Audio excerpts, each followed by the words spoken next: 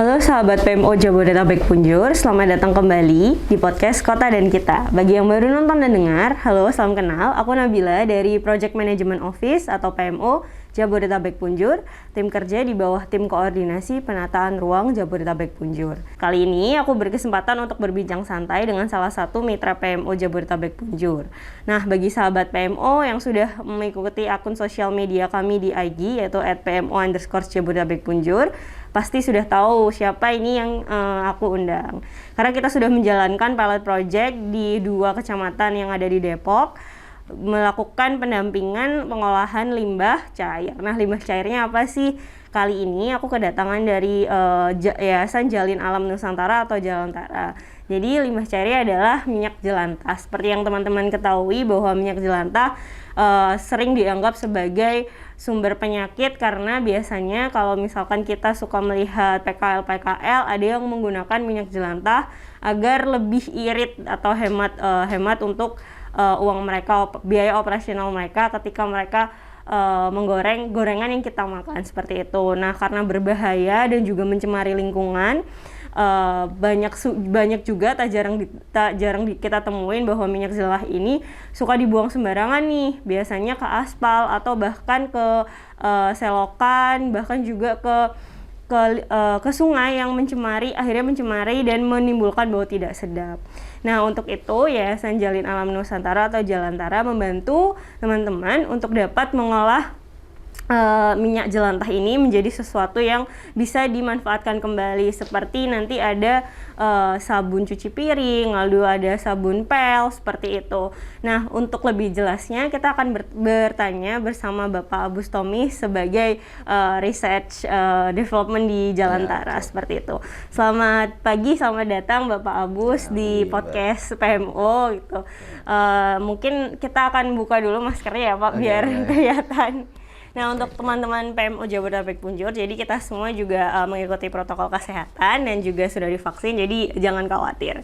Mungkin pertanyaan pertama yang pasti aku sering tanyakan kepada para narasumber lainnya adalah Jalantara ini apa sih? Mungkin kita akan perkenalan dulu. Jalantara ini apa? Lalu fokusnya itu kenapa minyak jelantah seperti itu? Baik, sebelumnya untuk kami dari Yayasan Jalin Alam Nusantara, pada dasarnya adalah Research Institute. Jadi kami ini adalah kumpulan dari orang-orang yang memiliki concern yang sama tentang lingkungan. Kita berasal dari banyak background yang berbeda. Tapi kebetulan kalau saya di research development untuk waste to product. Jadi waste-nya ini sebenarnya Jalantara itu banyak sekali, mulai dari minyak jelantah, yang cair ya, plastik, sampai limbah organik dan banyak aneka limbah yang lain. Tapi untuk dalam waktu dekat ya, kami sedang melakukan fokus di jelantah. Kenapa? Karena jelantah ini satu masalah yang sedikit complicated ya. Complicatednya adalah masyarakat ini bukan cuman mencemarinya, bukan cuman lingkungan, tapi ke kesehatan mereka juga, karena kebanyakan itu bisa balik ke mereka sendiri dan itu mengakibatkan investasi yang lebih besar lagi buat perbaikan kesehatan di masa yang akan datang. Karena potensi mengkonsumsi tanpa sengaja atau tanpa diketahui makanan yang sehari mereka makan kayak pecel lele atau gorengan, macam-macam lah, kita kan hobinya gorengan ya. Jadi potensi limbah di dalam tubuh kita tuh besar sekali dan efeknya adalah produktivitas, terus juga di masa yang akan datang ada health recovery yang akan di-cover oleh pemerintah, padahal margin keuntungannya itu tidak terlalu besar. Nah, ini kita lihat juga geliatnya udah lumayan berkembang sekarang minyak jelantah. Nah, itu yang jadi concern kami di Jalantara. Nah, Jalantara itu sendiri sudah berdiri cukup lama, memberikan edukasi ke masyarakat, dan hasil riset kami kembalikan ke masyarakat. Jadi gimana caranya masyarakat itu bisa menggunakan teknologi yang aman, yang mudah diterapkan dan bisa diduplikasi. Dan itu fokus poinnya adalah dari mereka, limbah mereka itu sebisa mungkin di komunitas itu habis oleh mereka sendiri. Nah, jadi kita buat produk yang bermanfaat buat mereka. Salah satunya untuk industri pembersih ya. Mereka pasti butuh kan pembersih. Kalau kita bikinin jadi biodiesel kan masyarakat nggak pakai, siapa yang pakai biodiesel kan? Dan mobil-mobil yang katakanlah yang cukup mahal menggunakan mesin-mesin diesel juga belum tentu mau kalau biodieselnya itu dari UKM atau dari masyarakat kan, karena mesin-mesin itu mahal kan. Jadi beresiko, dan harga biodiesel itu sendiri untuk masyarakat itu tidak disubsidi. Jadi ketika mereka buat pun harganya akan bersaing ke yang sudah ada. Jadi kebanyakan masyarakat itu pilihannya cuma satu, mereka membuang dengan sengaja atau tidak sengaja, atau mereka menjual dalam bentuk minyak jelantah itu ke orang lain, pengepul yang kita tidak tahu nih pengepul ini certified atau enggak, dan kemana itu minyak jelantah, apakah nanti akan di recycle jadi minyak curah.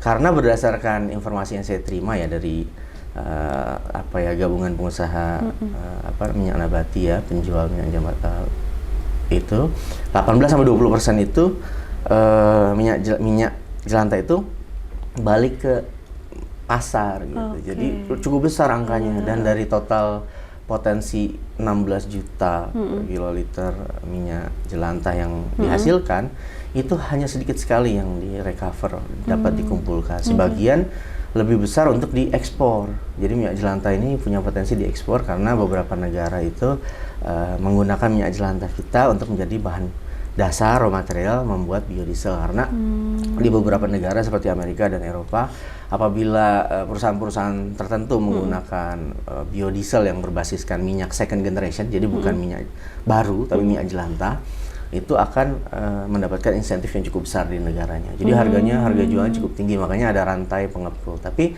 di sisi lain juga ada ya tadi yang minyak jelantahnya itu direcover lagi jadi minyak curah dan balik lagi ke masyarakat. Itu sih yang kami concern selama ini lakukan. Kan tadi juga sudah dijelaskan latar belakangnya, lalu ada juga fakta bahwa dijual lagi gitu kan. Ada juga yang punya potensi ekspor karena di negara-negara tertentu itu dijadikan biodiesel, dan bagi sebagian orang yang menggunakan itu dapat insentif gitu ya Pak. Ini juga data ini, informasi ini dikelola juga oleh Jalantara untuk akhirnya sebagai sumber informasi orang-orang yang sebelumnya masih tabu akan jelantah ini gitu, menjadi satu sumber informasi selain pendampingan masyarakat terkait pengolahan gitu. Iya, jadi kami dari Jalantara itu memberikan edukasi. Yang paling penting itu masyarakat diedukasi bahwa dari 1 liter minyak yang mereka buang gitu ya, itu akan mencemari sekitar 1000 kali lipat jumlahnya itu ke perairan. Jadi akan menutupi danau, masuk ke sungai, ke laut dan seterusnya. Dan itu menjadi pencemaran nomor 2 terbesar di dunia untuk minyak. Dan itu biota akan mati gitu. Dan di sisi lain juga kalau mereka males ya mereka buang ke ini kan sewage mereka ke wastafel kan. Dan mengakibatkan wastafel mereka atau wastafel lingkungannya itu tersumbat, bau, dan mengundang tikus-tikus ya, jadi penyakit akan. Padahal masalahnya sederhana. Padahal minyak jelantah itu apabila di treatment dengan baik akan bisa menghasilkan kebermanfaatan ke mereka. Karena produk-produk yang bisa dihasilkan itu selama ini, kenapa kami Jalantara fokus? Karena selama ini produknya itu kalau yang ke masyarakat itu cuma jadi beberapa produk yang jarang dipakai, misalkan jadi lilin, misalkan orang udah jarang pakai lilin. Di sisi lain juga kualitas produknya kurang baik. Atau jadi sabun tapi sabunnya sabun batang. Nah, masyarakat belum mampu mengkonvert minyak jelantah yang punya potensi besar ini untuk menjadi produk-produk pembersih yang lebih luas gitu. Contohnya misalkan kami di Jalantara itu mengkonvert sampai sekitar 27 produk turunan pembersih berbahan dasar pembersih dari bahan yang sebenarnya kualitasnya premium karena surfaktan ini alami. Jadi dia akan biodegradable ke lingkungan. Kemudian apabila dia masuk ke perairan, hasil cucian mereka, busanya dan yang lainnya itu masuk ke perairan, itu bisa dicerna oleh bakteri, berbeda dengan mungkin beberapa bahan pembersih yang lain gitu. Jadi punya kelebihan sebenarnya di situ. Cuman masyarakat nggak mampu, nah kita melihat linknya di situ. Ya udah, kita jadi linknya agar masyarakat itu bisa diajari mengolah limbahnya sendiri, balik lagi ke mereka sendiri. Jadi misalkan mereka datang membawa 1 botol minyak jelantah 1 liter gitu ya, di depan setiap komunitas mereka menyiapkan drop box biasa, mereka tuang minyak jelantah mereka, lalu mereka bisa mengambil produk yang terdisplay di situ. Ada sabun cuci piring, cuci tangan, dan mereka tinggal ngambil dengan kemasan yang isi ulang. Jadi mereka diet plastik secara tidak langsung juga. Membawa wadah sendiri. Iya, mereka ngisi nanti maunya apa nih 1 liter itu. Jadi konversinya 1 liter ya 1 liter produk. Dan itu nilainya juga lumayan mahal, sabun cuci piring, deterjen pakaian, kita juga buat pembersih lantai, kita buat juga sabun cuci tangan dan produk-produk yang sampai untuk industri yang lain ya, untuk UKM bisa untuk cuci motor dan yang lainnya seperti itu. Oke, teknik pendampingannya sendiri untuk workshop seperti itu seperti apa sih Pak? Bagaimana tantangannya? Lalu apa saja yang bisa dilakukan oleh teman-teman atau masyarakat yang mengikuti pendampingan ini? Teknik pendampingan sendiri seperti apa? Oke, jadi Jalantara itu punya beberapa cara ya untuk educate masyarakat. Yang pertama, kita punya website di www.jalantara.com atau lewat Instagram Jalantara Foundation. Mereka bisa lihat di situ perkembangan kita dan kami membuka mitra buat masyarakat yang mau mengolah limbah mereka sendiri. Jadi misalnya ya, untuk lokasi yang kami lakukan edukasi itu mulai dari aplikasi daring lewat Zoom. Biasanya kita pengenalan dulu ke mereka, potensinya apa, limbah itu seperti apa, lalu kebermanfaatnya seperti apa. Ketika mereka sudah melihat ada potensi kebermanfaatan buat mereka akan terbuka untuk melakukan langkah kedua. Biasanya kita melakukan workshop di 2 lokasi, antara lokasi kami di Depok, Bojongsari, di lokasi kami langsung kita ada kayak semacam workshop bareng. Mereka bisa datang bergantian mendaftar komunitas mereka untuk dilatih langsung di sana. Yang kedua, kita datang ke lokasi mereka, misalkan kayak kemarin di Kecamatan Sukmajaya di Mekarjaya, atau Kecamatan Sawangan di Pengasinan, atau kami juga di Bekasi, di Jakarta mungkin dalam waktu dekat kita juga ada di daerah Marundaya. Juga untuk daerah Bogor kita juga datang ke mereka.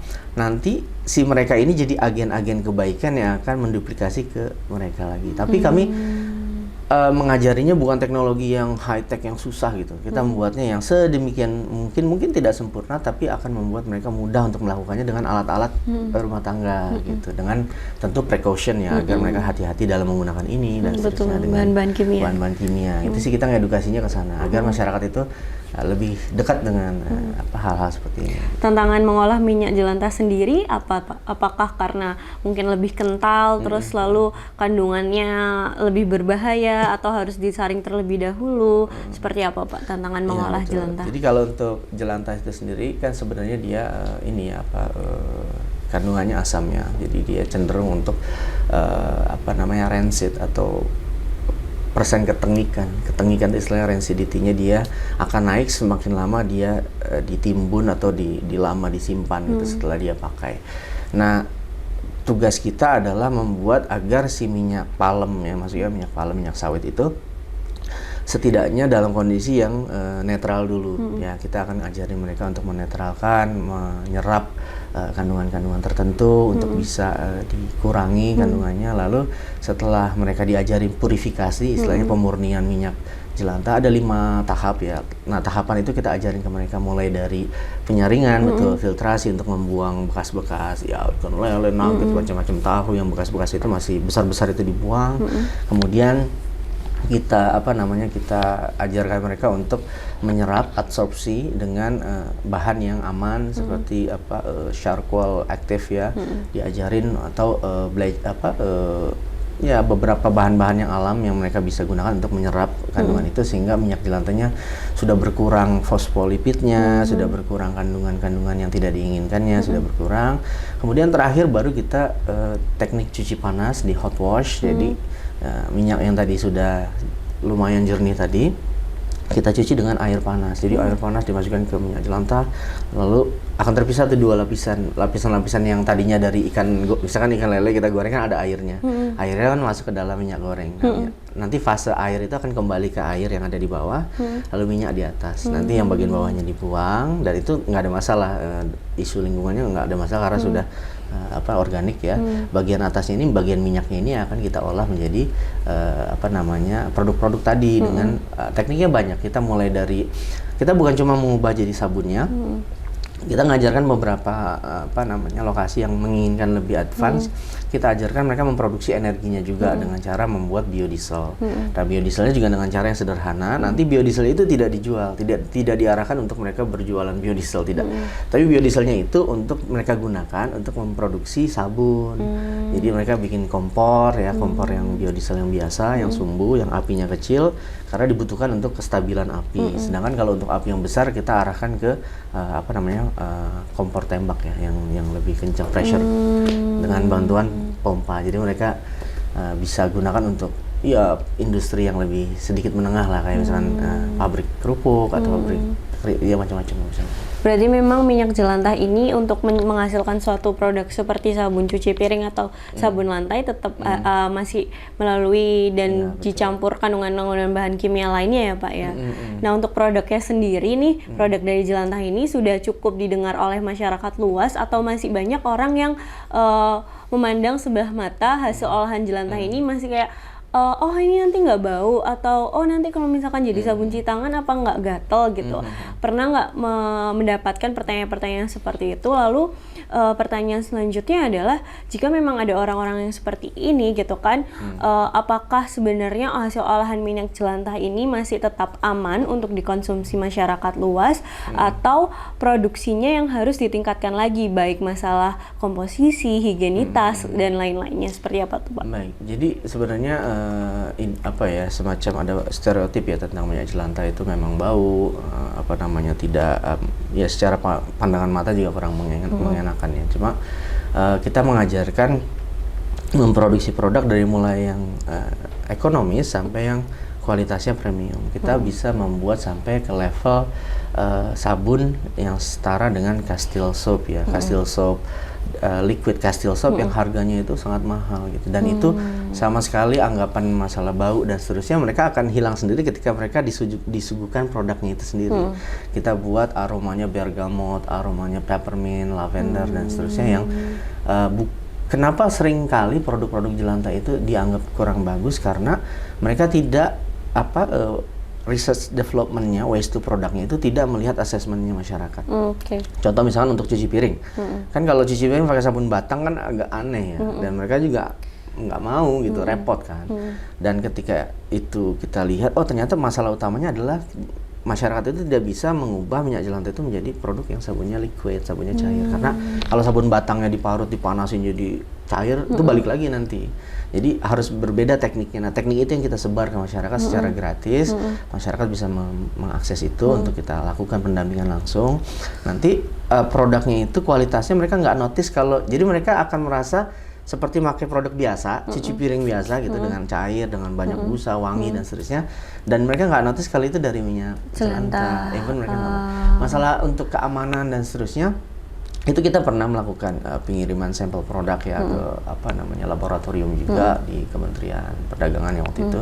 Mereka punya laboratorium di Ciracas ya. Kita kirim sampelnya dan lulus beberapa banyak sekali standar SNI yang dikategorikan untuk produk pembersih sabun cuci piring gitu. Jadi secara keamanan juga aman gitu. Jadi kita juga sudah banyak produknya dan sudah menyebar ke komunitas, tapi kita aim kita adalah produk dari minyak jelantah, produk limbahnya mereka akan mereka pakai sendiri gitu. Jadi tidak untuk kemana-mana. Jadi sebisa mungkin mereka bisa menghabiskan di komunitas mereka sendiri. Error and trialnya untuk hasil untuk menjadi dari jelantah menjadi hasil olahan limbah yang bisa dimanfaatkan itu untuk teman-teman atau masyarakat luas yang mau mencobanya itu umumnya berapa sampai berapa kali error and trial? Jadi kalau pengalaman kami mendampingi banyak tempat ya, mereka biasanya setelah kita memastikan sebelumnya materi dulu. Mereka dijelaskan dulu bahan-bahan kimianya ini apa dan seterusnya, bahayanya apa, treatmentnya gimana, peletakan di rumahnya itu harus terpisah dan seterusnya.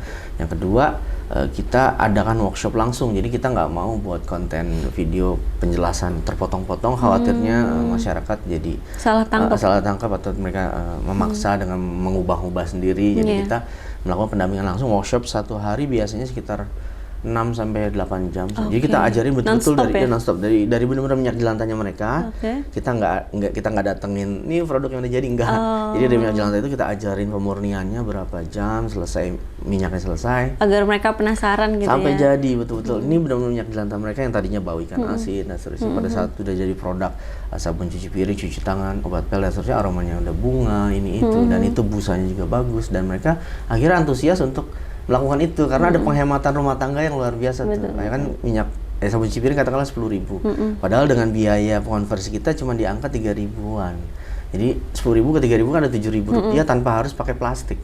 Gitu. Jadi dari itu angka yang lumayan. Jadi walaupun mereka nggak jualan, mereka dapat keuntungan dengan penghematan itu. Di sisi lain juga alam juga terselamatkan gitu. Berarti untuk beli bahan-bahan kimianya sendiri juga mereka gotong royong ya Pak ya? Betul, jadi untuk bahan-bahan tambahannya sebenarnya ada beberapa level. Untuk yang saya tadi sampaikan, kita pengen membuat produk sampai seperti produk yang pasaran, itu ada tambahan zat kimia. Tapi zat kimia yang kita tambahkan pun kita pilihkan yang biodegradability-nya di atas 90%. Dan itu biasanya juga turunan dari tumbuhan. Jadi dia base plant-nya. Jadi dari kelapa biasanya untuk foam booster ya. Karena minyak kelapa itu punya karakteristik penghasil busa. Jadi foam booster yang derivated itu juga biodegradability-nya tinggi. Jadi kita pilihkan yang itu. Jadi mereka dan kita kasih tahu juga lokasi terdekat untuk membeli produk itu nih di toko kimia yang ini nih. Kita udah kontakkan mereka. Jadi tak hanya mereka beli langsung kriteria bahan kimia apa yang perlu dibeli dan dipersiapkan gitu ya dan Pak kita ya? biasanya setelah workshopnya selesai itu mereka nggak langsung jago, pasti oral trial itu biasanya 2 minggu mereka akan masuk ke WhatsApp grup, itu mereka laporan, Pak ini kok hasilnya nggak jernih, Pak kok ini hasilnya nggak berbusa, Pak kok ini hasilnya encer, gitu-gitu kita. Oh ini diginiin, itu biasanya pendampingan via mentoringnya via WhatsApp grup. Nanti setelah 2 minggu produk mereka sudah matang, ya sudah mereka bisa nikmatin itu untuk lingkungan mereka. Dan Berarti itu kurang lebih 2 minggu ya? 2 minggu biasanya untuk tergantung pembelajarannya. Kadang-kadang ibu-ibunya kadang-kadang suka kreatif ya, suka disuruhnya suhunya dingin dikasihnya suhu air panas gitu. Jadi kalau zat kimia itu unik. Jadi kalau dengan teknik suhu dingin ya suhu dingin, kalau suhu panas suhu panas. Nah itu yang kita ajarin ke masyarakat, tapi dengan bahasa yang sederhana. Kita sudah berrepot-repot meriset sebelumnya. Oh kalau kayak gini begini, kalau begini suhunya 60 derajat. Mereka jangan lebih dari sekian. Seperti itu kita ajarin dengan cara sederhana biar mereka bisa memproduksi secara aman juga dan mereka juga hasilnya juga sesuai ekspektasi mereka. Possible nggak sih Pak untuk dikerjakan sendiri gitu? Misalkan saya punya minyak jelantah di rumah, lalu saya ingin mengolahnya sendiri untuk bisa saya manfaatkan sendiri, itu possible nggak? Possible sekali. Jadi sebenarnya kita justru ingin menularkan ini menjadi bukan cuma komunitas. Kalau komunitas kan enaknya ada yang mengkoleksi, yang mengkoleksi jelantahnya, terus memproduksi bisa bareng-bareng, mereka juga bisa ambil karena nggak semua orang bisa melakukan itu seperti Mbak Namila punya rencana di rumah gitu. Tapi possible sekali karena saya dulu waktu memulai Jalantara dan teman-teman juga laboratorium di rumah. Kita buatnya dengan alat-alat yang ada di rumah.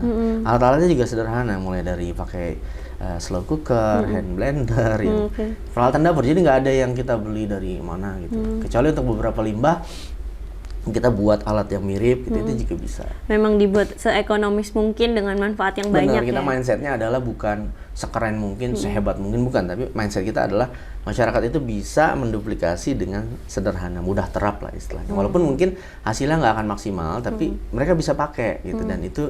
Dan ketika mereka mau advancing sampai level yang produk premium, kalau basicnya sudah bisa, mereka bisa naik ke level berikutnya. Jadi akan ada pendampingan selanjutnya untuk limbah-limbah yang lain. Saya pernah dengar kalau misalkan di Jabodetabek Punjur itu punya kualitas air yang berbeda-beda, sehingga mempengaruhi produksi si minyak jelantah ini. Itu berarti memang ada faktor air juga ya Pak ya? Ya, jadi kita ngajarin juga ada teknik surfaktan. Surfaktan itu ada beberapa jenis, ada 5 jenis, ada positif, negatif yang nggak boleh dicampur, yang ini dan seterusnya. Kita ajarin mereka dengan bahasa-bahasa yang sederhana. Nah terkait masalah air, kan kita nggak mungkin pakai air yang galon ya, yang mahal untuk membuat produksi supaya hasilnya bagus, karena nanti harga cost-nya akan tinggi. Nah kita menggunakan air biasa yang sudah difiltrasi, disaring aja. atau air tap water, air yang mungkin dari air keran atau yang sudah dimasak gitu, terserah mereka. Tapi kita tambahkan chemicals yang aman juga untuk mengkelat ya. Bahkan beberapa lokasi pakai air pump ya, air pump yang kita udah tahu itu ya mempengaruhi juga ya. Iya Pak, ya, nanti hasilnya biasanya kalau airnya beda, biasanya hasilnya lebih apa istilahnya butek ya, kurang nggak transparan. Assessmentnya masyarakatnya maunya yang transparan, yang bagus, berbusa, wangi, gitu. ya, hasilnya nggak warnanya meyakinkan gitu, kira-kira kayak gitu, menarik. Kalau itu kan air, kalau jelantahnya sendiri tiap daerah di Jakarta itu beda-beda nggak sih Pak? Pernah sempat ditemui kalau yang misalkan di Jakarta lebih kental, di Depok lebih jernih, di Bekasi lebih bau atau gimana? Atau sebenarnya cenderung sama aja? Secara garis umum sih chemicalnya sama ya, mereka biasanya sih palmitic acid, lauric acid, ya macam-macam itu semua kandungannya secara kimia tidak jauh berbeda. Tetapi pada saat mereka sudah diolah kan kita nggak tahu nih minyaknya diolah jadi apa. Kalau dia tukang pecel lele ya jadinya lele. Kalau dia di rumah ibu-ibu yang biasa cuma masak, ibu rumah tangga yang mungkin ya dia juga pekerja juga, paling masaknya nugget, tahu yang sederhana gitu ya. Jadi minyaknya kualitasnya masih oke. Ada juga yang memang ibu rumah tangga tapi masaknya sering gitu. Berkali-kali dipakai. Gitu, bisa juga. Jadi tergantung aktivitasnya dan dia dari rumah tangga kah, rumah tangga yang seperti apa, apakah dia dari masyarakat UKM kayak pedagang. Kita terima juga dari pedagang. Pedagang tuh senang banget ngirim jelantah ke kita, dan kita arahkan juga ke lokasi-lokasi itu. Kita menduplikasi diri agar UKM-UKM di sana menyerahkan minyak jelantah itu ke mereka. Lalu dikembalikan dalam produk yang mereka butuhkan buat cuci piring. Itu kalau mereka bisa kembali lagi dan mengambil hasil olahan. Dan mereka pada saat ngasih itu mereka juga kadang-kadang kita yang ngambil berapa jerigen, nanti kita kasih berapa jerigen. Dia maunya apa? Sabun cuci piring, deterjen pakaian. Dan itu tidak dikenakan biaya? Enggak, kalau kita ya. Dan di masing-masing tempat beda-beda. Ada yang mungkin mengenakan biaya, itu terserah mereka. Tapi kami sih menyarankannya untuk nanti kan minyak jelantah yang diolah itu sebagian besar akan diolah menjadi sabun dan industri surfaktan yang tadi saya bilang ada 20 lebih turunan. Tapi ada juga minyak jelantah yang mungkin tidak akan terserap tuh. Nah, minyak jelantah yang tidak terserap itu kami mengkoneksikan mereka ke asosiasi atau tempat yang memang certified buat minyak jelantah itu betul-betul akan dikonversi menjadi biodiesel. Jadi perbandingannya kira-kira kayak gini. Di Depok misalnya, di Depok itu kalau 1% kurang lah gitu ya, masyarakat di Depok, keluarga di Depok mau menggunakan produk-produk yang tadi, produk-produk surfaktan tadi, mulai dari cuci piring, cuci baju, obat pel dan yang lainnya, 4 jenis saja, itu dalam waktu 1 tahun itu akan ada konversi sekitar 3-4 ton minyak jelantah terselamatkan. Tapi di sisi lain akan ada sekitar 27-30 ton yang diserap oleh industri biodiesel. Nah, gitu. Jadi kita pastikan produk mereka diarahkan ke biodiesel, dan itu ada keuntungan tersendiri karena harga jual dari minyak jelantah itu sendiri harganya sudah lumayan. Di masyarakat tuh ada yang 4.000, 5.000, 7.000, bahkan ada yang 8.000 seliternya. Jadi mereka bisa dapat keuntungan operasional chemicalsnya dari situ.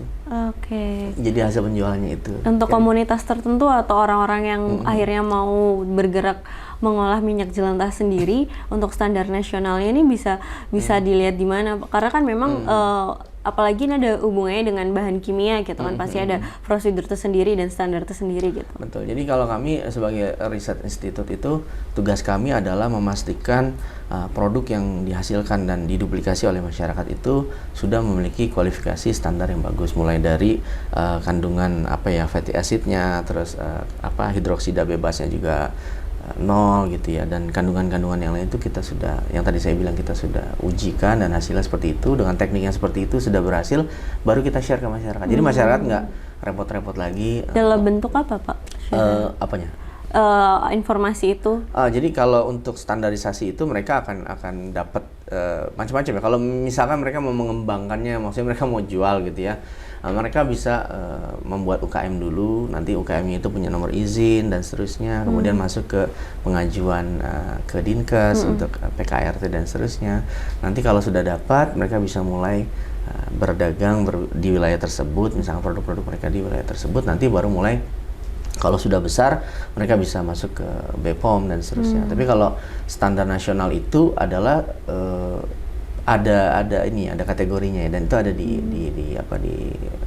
lembaganya sendiri, lembaga SNI itu sendiri. Jadi memang yang mengeluarkan lembaganya ya? Ya, lembaganya sudah ada. Untuk industri sabun cuci itu ini, untuk ini. Mereka juga bisa lihat lewat situ ya? Bisa lihat juga lewat situ. Terus jadi untuk Jalantara sendiri hanya menginformasikan apa yang diperlukan untuk bisa masuk prosedur standar nasional. Dan jadi sebenarnya ada lembaga standarisasi nasional itu yang sudah membuat standar untuk sabun tertentu ya, misalnya obat pel itu berbeda, sabun cuci piring itu berbeda, deterjen itu berbeda. Nah, itu kita deliver ke masyarakat. Jadi waktu materi pertama kita sudah jelaskan, materi kedua workshop juga kita sudah jelaskan. Nanti pada saat poin kita sih gimana caranya masyarakat bisa dulu nanti bisa dan mengerti dulu dan dengan teknik yang oke dan aman, dan kita bisa pastikan ini aman, dan masyarakat juga akhirnya bisa tadi saya bilang circular economy itu jalan. Gimana caranya circular economy itu adalah teknik yang tadi saya bilang, limbahnya itu jadi jangan linear habis ke landfill, nanti kan Bantar Gebang jadi penuh sekali, itu udah gunung-gunungan. Jadi tekniknya adalah pengelolaan limbah berbasis komunitas. Jadi komunitas itu akan diajarkan untuk membuat produk ramah. Kita menyebutnya produk ramah. Jalantara itu punya statement produk ramah. Produk ramah itu adalah gimana caranya produk ramah itu bisa, masyarakat itu bisa mengerti dengan cara yang sederhana bahwa tapi produk mereka itu kualitasnya mereka bisa rasakan sendiri kok. Karena mereka akan langsung membandingkan dengan produk yang umum mereka bisa pakai. Oh, ini bagus kok. Jadi mereka akan dengan harga yang lebih murah, mereka dapatkan dengan cara menyelamatkan lingkungan dengan lebih sederhana. Jadi ada kebanggaan tersendiri bagi orang-orang yang menggunakan produk hasil olahannya. Benar, itu udah trennya udah ini ya, hasil riset terbaru kan terutama milenial ya, itu concern terhadap climate change tinggi. itu yang satu kebahagiaan tersendiri ya. Wah, ternyata selain jadi milenial itu percaya bahwa climate change itu masa depan mereka untuk mereka tackle nih climate change, karena di 2060 kalau nggak salah atau 2050 Pak Jokowi juga, Pak Presiden sudah kita zero karbon emisi. Jadi ketika mereka mengolah jelantah, di sisi lain mereka juga akan menyelamatkan lingkungan. Konversinya di situ. Mereka mengurangi plastik, ya kan? Mereka tinggal isi ulang di situ. Mereka mengurangi reduce, karena ketika kita beli produk pasti dapat bonus kemasan kan. Nah, itu pasti dibuang jadi plastik yang akan masuk ke landfill. Coba bayangkan kalau dan pembelian produk pembersih itu besar sekali masyarakat. Satu bulan itu mereka banyak sekali. Walaupun mereka kerja di kantoran kan, membantunya tetap pakai produk itu.